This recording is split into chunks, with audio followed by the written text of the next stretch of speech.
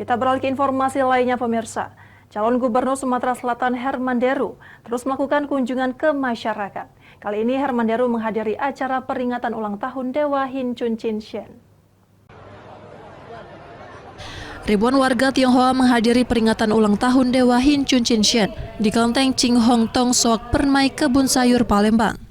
Tak hanya warga Tionghoa yang hadir meramaikan peringatan hari ulang tahun Dewa Hin Chun Chin Sien, namun juga dihadiri oleh calon Gubernur Sumatera Selatan Herman Deru.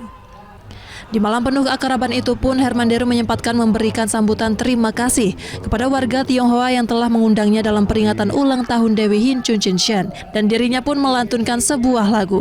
Menurut Herman Deru, peringatan ulang tahun Dewa Hin Chun Chin Sien menjadikan sarana silaturahmi dan keakraban serta kebersamaan khususnya warga Tionghoa. Jadikan ajang untuk menjadi keakraban bersama masyarakat yang beribadah di kelenteng ini. Selamat. Termasuk tadi juga Bapak nyanyikan lagu Aku Takut, itu maksudnya gimana Pak? Jangan ditinggal ke aku nih.